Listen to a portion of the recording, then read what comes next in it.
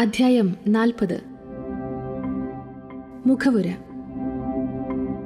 ഭക്തന്മാർക്ക് ഭൗതികവും ആധ്യാത്മികവുമായ കാര്യങ്ങളിൽ ഉപദേശം കൊടുത്ത് അവരെ സന്തുഷ്ടരാക്കി ജീവിത ലക്ഷ്യത്തിലെത്തിക്കുന്ന സായി സമർത്ഥ് അനുഗ്രഹീതനാണ്. സായി അവരുടെ തലയിൽ കൈവയ്ക്കുന്നതോടുകൂടി തന്റെ ശക്തി അവർക്ക് പ്രദാനം ചെയ്ത് സകല ഭേദങ്ങളെയും ഇല്ലായ്മ ചെയ്ത് കൈവരുത്തുവാൻ അസാധ്യമായ സംഗതികൾ സുസാധ്യമാക്കി തീർക്കുന്നു. മുന്നിൽ നമസ്കരിക്കുന്നവരെ ആലിംഗനം ചെയ്ത് അവരുടെ ദ്വന്ദ്ഭാവങ്ങളും വ്യത്യാസങ്ങളും ഇല്ലായ്മ ചെയ്യുന്നു. ബാബ ഏതുവിധം സമുദ്രം നദിയെ തന്നിൽ ചേർത്ത് തന്റെ മഹിമ നദിക്ക് പ്രദാനം ചെയ്യുന്നുവോ അതുപോലെ ഭക്തന്മാരെ തമ്മിൽ ചേർത്ത് തന്റെ ശക്തി അവർക്ക് പ്രദാനം ചെയ്യുന്നു. ദൈവഭക്തന്മാരുടെ ലീലകളെ പ്രകീർത്തിക്കുന്നത് ഭഗവാന്റെ ലീലകളെ തന്നെ പ്രകീർത്തിക്കുന്നതിന് തുല്യമാണ്. ഇനി ഈ അധ്യായത്തിലെ കഥകളിലേക്ക് പ്രവേശിക്കാം. മിസസ് ദേവിന്റെ ഉദ്യോപന അടിയന്തരം. മിസ്റ്റർ BV ദേവ് താനയിലെ ദഹനുവിൽ മംലത്ദാർ ആയിരിക്കുമ്പോൾ അയാളുടെ അമ്മ 25-30 വ്രതങ്ങൾ ആചരിച്ചു കഴിഞ്ഞതിനാൽ അതിന്റെ ഒരു ഉദ്യാപന അടിയന്തരം, അതായത് പടിപൂർത്തി വരുത്തൽ നടത്താൻ തീർച്ചയാക്കി. അതിന് ദിവസം നിശ്ചയിച്ച് അയാൾ ബാപ്പു സാഹിബ് ജോഗിന് എഴുതുകയും ബാബ വന്ന് സദ്യയിൽ പങ്കുകൊണ്ടാലേ ചടങ്ങ് പൂർത്തിയാവൂ എന്ന് പ്രത്യേകം അപേക്ഷിക്കുകയും ചെയ്തു. കത്ത് ബാബയ്ക്ക് ജോഗ് വായിച്ചു കൊടുത്തു. അതിലെ ശുദ്ധഹൃദയത്തോടു കൂടിയ ക്ഷണം സ്വീകരിച്ച്, ഞാൻ എന്നെ സ്മരിക്കുന്നവരെ പറ്റി സദാ ശ്രദ്ധാലുവാണ്. എനിക്ക് വാഹനമോ വണ്ടിയോ ടോങ്കയോ തീവണ്ടിയോ വിമാനമോ ഒന്നും ആവശ്യമില്ല. എന്നെ സ്നേഹപൂർവ്വം വിളിക്കുന്നവന്റെ അടുക്കലേക്ക് ഞാൻ പാഞ്ഞെത്തി ആവിർഭവിക്കുന്നു. അയാൾക്ക് സ്നേഹപൂർവ്വം മറുപടി അയക്കുക. നമ്മൾ 3 പേർ ചേർന്ന് പങ്കുകൊള്ളുമെന്നറിയിക്കുക എന്ന് ബാബ പറഞ്ഞു. ബാബ പറഞ്ഞ വിവരം ജോഗ്ദേവിനെ അറിയിക്കുകയും ചെയ്തു. ദേവിന് സന്തോഷമായെങ്കിലും ബാബ ദൂരയാത്രയ്ക്ക് പോവില്ലെന്നും റാഹത, റൂയി, നിമഗോൺ എന്നിവിടങ്ങളിൽ മാത്രമേ പോകാറുള്ളൂ എന്നും അറിയാമായിരുന്നു. അയാൾ അതേസമയം തന്നെ സർവന്തര്യാമിയായ ബാബയ്ക്ക് സാധ്യമല്ലാത്തതൊന്നുമില്ലെന്നും ഏതെങ്കിലും ഇഷ്ടമുള്ള രൂപത്തിൽ വന്ന് പങ്കെടുത്തുകൂടാ എന്നുമില്ലെന്നും കരുതി. അടിയന്തരത്തിന് കുറച്ചു ദിവസം മുമ്പ് ബംഗാളി വേഷത്തിൽ ഒരു സന്യാസി ഗോസംരക്ഷണത്തിന് വേണ്ടി പ്രവർത്തിക്കുകയാണെന്നും പറഞ്ഞ് ദഹനുവിലെ സ്റ്റേഷൻ മാസ്റ്ററുടെ അടുക്കൽ സംഭാവനയ്ക്ക് ചെന്നു. സ്റ്റേഷൻ മാസ്റ്റർ സന്യാസിയോട് ടൗണിൽ പോയി മംലത്ദാരെ, അതായത് ദേവിനെ കണ്ട് അദ്ദേഹത്തിന്റെ സഹായത്തോടെ ഫണ്ട് പിരിക്കുന്നതാണ് നല്ലതെന്നും പറഞ്ഞു. അന്നേരം മംലത്ദാർ തന്നെ സ്റ്റേഷനിലേക്ക് വന്നു. സ്റ്റേഷൻ മാസ്റ്റർ സന്യാസിയെ പരിചയപ്പെടുത്തി കൊടുത്തു. മംലത്ദാറും സന്യാസിയും സംസാരിച്ചുകൊണ്ട് പ്ലാറ്റ്ഫോമിൽ തന്നെ ഇരുന്നു.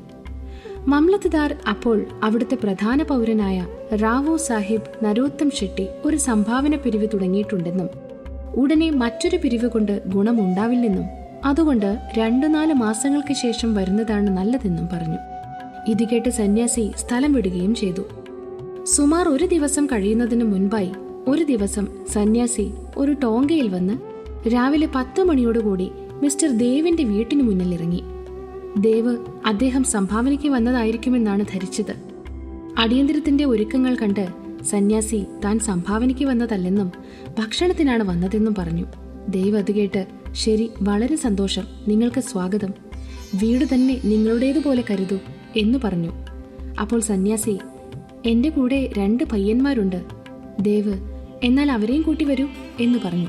പിന്നെയും ഊണിനും 2 മണിക്കൂർ താമസമുള്ളതുകൊണ്ട് എവിടേക്കാണ് ആളെ അയച്ച് വിളിക്കേണ്ടതെന്ന് ദേവി ചോദിച്ചു. അത്യാവശ്യമില്ലെന്നും നിശ്ചിത സമയത്ത് താൻ തന്നെ വന്നുകൊള്ളാമെന്നും സന്യാസി പറഞ്ഞു. കൃത്യം 12 മണിക്ക് 3 പേരും കൂടി വന്ന് ഭക്ഷണത്തിൽ പങ്കുകൊണ്ടു പോവുകയും ചെയ്തു. അടിയന്തരം കഴിഞ്ഞ് ദേവ് ബാപ്പു സാഹിബ് ജോഗിന് ബാബ വാക്കുപാലിച്ചെന്ന് പറഞ്ഞ് ഒരു കത്തയച്ചു. ജോഗ് കത്തുമായി ബാബയുടെ അടുക്കൽ പോയി. അത് തുറക്കുന്നതിന് മുമ്പായി ബാബ, അവൻ പറയുന്നത് ഞാൻ ചെല്ലാമെന്ന് വാഗ്ദത്തം ചെയ്ത് പോയില്ലെന്നാണ്. ഞാൻ വേറെ 2 പേരോടുകൂടി സദ്യയിൽ പങ്കുകൊണ്ടു എന്നവനെ അറിയിക്കുക. പക്ഷേ അവനെന്നെ തിരിച്ചറിഞ്ഞില്ല. പിന്നെ എന്തിനെന്നെ വിളിച്ചു? സന്യാസി സംഭാവനയ്ക്ക് വന്നതാണെന്ന് അവൻ ധരിച്ചതെന്ന് പറയുക. അന്നേരം അവന്റെ സംശയം തീർത്ത് വേറെ 2 പേരെയും കൂട്ടി വരുമെന്ന് പറഞ്ഞില്ലേ? അങ്ങനെ 3 പേർ വന്ന് സദ്യയിൽ പങ്കുകൊണ്ടില്ലേ? നോക്കൂ, വാക്കുപാലിക്കാൻ വേണ്ടി ഞാൻ ജീവൻ തന്നെ ബലികഴിക്കും. ഞാൻ ഒരിക്കലും എന്റെ വാക്കുകൾ തെറ്റിക്കില്ല എന്ന് പറഞ്ഞു. ഈ വാക്കുകൾ കേട്ട് സന്തുഷ്ടനായ ജോഗ് വിവരം ദേവിനെ അറിയിച്ചു. ആ കത്ത് വായിച്ച ഉടനെ അയാൾ സന്തോഷാശ്രുക്കൾ പൊഴിക്കുകയും ബാബയെ പഴിച്ചതിന് മനസ്സാ തന്നെത്താൻ ശപിക്കുകയും ചെയ്തു. സന്യാസിയുടെ ആദ്യത്തെ സംഭാവന പിരിവിനുള്ള വരവും മറ്റും തന്നെ പറ്റിച്ചതായിരുന്നെന്നും സന്യാസി രണ്ടുപേരോടുകൂടി ഊണിന് വരാമെന്ന് പറഞ്ഞപ്പോഴെങ്കിലും മനസ്സിലാവാഞ്ഞത് കഷ്ടമായി പോയി എന്ന് അയാൾ അത്ഭുതപ്പെടുകയും സങ്കടപ്പെടുകയും ചെയ്തു. ഈ കഥ ഭക്തന്മാർ സമർപ്പണ ബുദ്ധിയോടെ സദ്ഗുരുവെ സമീപിച്ചാൽ അവരുടെ വീടുകളിലെ മതപരമായ ചടങ്ങുകൾ വേണ്ടും വിധം ഗുരു തന്നെ നടത്തിക്കൊടുക്കും എന്നതിന് ഉദാഹരണമാണ്. ഹേമത് പാന്തിന്റെ സദ്യ. ബാബ ഒരു ചിത്രത്തിന്റെ രൂപത്തിൽ പ്രത്യക്ഷപ്പെട്ട് ഭക്തന്മാരുടെ ആഗ്രഹം സാധിച്ചു കൊടുത്ത കഥ പറയാം. 1917 ഒരു വെളുത്ത വാവു ദിവസം രാവിലെ ഹേമത് പാന്തിനും ഒരു ദർശനമുണ്ടായി. ബാബ നല്ല നിലയിൽ വസ്ത്രങ്ങൾ ധരിച്ച് ഒരു സന്യാസിയെ പോലെ വന്ന് അയാളെ ഉണർത്തി അന്ന് ഭക്ഷണത്തിന് വരുന്നതാണെന്ന് പറഞ്ഞതായിട്ടാണ് ദർശനം. ഉണർത്തലും സ്വപ്നത്തിന്റെ ഒരു ഭാഗമായിരുന്നു. നല്ലപോലെ ഉണർന്നപ്പോൾ സായിയോ സന്യാസിയോ ഇല്ല. നല്ലതായി ഓർമ്മിച്ചു നോക്കുമ്പോൾ സന്യാസി പറഞ്ഞ ഓരോ വാക്കും മനസ്സിൽ ദൃഢമായി തെളിഞ്ഞു. ബാബയുമായി 7 കൊല്ലത്തോളം അടുപ്പമുണ്ടായിരുന്നിട്ടും സദാസമയം ബാബയെ ധ്യാനിച്ചിരിക്കലുണ്ടായിട്ടും തന്റെ വീട്ടിൽ ബാബ ഭക്ഷണത്തിന് വരുമെന്ന് തീരെ പ്രതീക്ഷിച്ചിരുന്നില്ല. എന്തായാലും വളരെ സന്തോഷത്തോടുകൂടി അയാൾ ഭാര്യയോട് ചെന്ന് അന്ന് ഹോളി ദിവസമായിരുന്നതുകൊണ്ട് ഒരു സന്യാസി കൂടി ഭക്ഷണത്തിന് വരുമെന്നും കുറച്ചുകൂടി ചോറും മറ്റും തയ്യാറാക്കണമെന്നും പറഞ്ഞേൽപ്പിച്ചു. പിന്നീട് അവർക്ക് തെറ്റിദ്ധാരണ ഉണ്ടാവാതിരിക്കാൻ അയാൾക്കുണ്ടായ സ്വപ്നദർശനത്തിലെ വിവരവും പറഞ്ഞുകൊടുത്തു. അവർ ബാബ ഷിർദിയിൽ നിന്ന് ബന്ദ്രയിൽ വരുമോ എന്നും സ്വാദിഷ്ടമായ ഭക്ഷണങ്ങൾ ഉപേക്ഷിച്ച് അവരുടെ സാധാരണ ചോറും കറിയും കഴിക്കാൻ വരുമോ എന്നും ശങ്കിച്ചു. അപ്പോൾ ഹേമത് പാന്ത് ബാബ അങ്ങനെയല്ല വരികയെന്നും ഏതെങ്കിലും അതിഥിയുടെ രൂപത്തിൽ അവിടെ വന്ന് ഭക്ഷണത്തിന് പങ്കുകൊള്ളുമെന്നും അയാൾ പറഞ്ഞു. ഏതായാലും അവർ കുറച്ചുകൂടി ചോറും കറികളും തയ്യാറാക്കാൻ നിശ്ചയിച്ചു. ഇതിനുശേഷം ഭക്ഷണം തയ്യാറാക്കുകയും ഉച്ചയോടുകൂടി എല്ലാം ഒരുക്കുകയും ചെയ്തു. ഹോളി പൂജ കഴിച്ച് ഇലകൾ വെച്ച് അവയ്ക്ക് ചുറ്റും രംഗോളി അടയാളങ്ങളും ഇട്ടു. 2 വരിയായി ഇല വെച്ചതിന് നടുക്ക് അതിഥിക്കും ഒരു ഇല വെച്ചു. കുടുംബാംഗങ്ങളെല്ലാം, അതായത് ആൺമക്കളും അവരുടെ മക്കളും പെൺമക്കളും അവരുടെ ഭർത്താക്കന്മാരും എല്ലാം അതാത് സ്ഥാനത്തിരുന്നു. വിഭവങ്ങളെല്ലാം വിളമ്പി അപ്പോഴെല്ലാം അവർ അതിഥിയെ പ്രതീക്ഷിച്ചിരുന്നെങ്കിലും ആരും വന്നില്ല. ഉച്ച തിരിയാനും തുടങ്ങി. അപ്പോൾ വാതിലടച്ച് സാക്ഷയിട്ട് അന്നശുദ്ധി, അതായത് നെയ്യ് വിളമ്പി. അത് ഭക്ഷണം തുടങ്ങാനുള്ള അടയാളമാണ്. അഗ്നിക്ക് പൂജയും കൃഷ്ണന് നിവേദിക്കലും കഴിഞ്ഞു. വീട്ടുകാർ ഉണ്ണാൻ തുടങ്ങുമ്പോഴേക്കും കോണിപ്പടി കയറുന്ന ചവിട്ടടി വ്യക്തമായി കേട്ടു. ഹേമത് പാന്ത് പോയി വാതിൽ തുറന്നു നോക്കിയപ്പോൾ 2 പേർ വന്നിട്ടുണ്ട്. ഒരാൾ ആലി മുഹമ്മദും രണ്ടാമത്തെയാൾ മൗലാന ഇസാമു മുജാവറുമാണ്. അവർ വീട്ടുകാർ ഭക്ഷണത്തിനിരിക്കുകയാണെന്ന് കണ്ട് ഹേമത് പാന്തിനോട് അപ്പോൾ ഇടയ്ക്ക് കയറി വന്നതിന് ക്ഷമ ചോദിച്ചു. അവർ, നിങ്ങൾ ഉണ്ണാനിരിക്കുന്നിടത്തു നിന്നാണല്ലോ എഴുന്നേറ്റ് വന്നത്. ബാക്കിയുള്ളവർ നിങ്ങളെ കാത്തിരിക്കുന്നു. അതുകൊണ്ട് ഇത് നിങ്ങൾക്കുള്ള സാധനമാണ്. അത് വാങ്ങിക്കൊള്ളൂ. അതിനെ സംബന്ധിച്ച് അതിശയകരമായ കഥ പിന്നീട് സൗകര്യം പോലെ പറയാം എന്ന് പറഞ്ഞ് കക്ഷത്തിൽ നിന്ന് പഴയ ദിനപത്രത്തിൽ പൊതിഞ്ഞ ഒരു പാക്കറ്റ് മേശപ്പുറത്ത് വെച്ചു.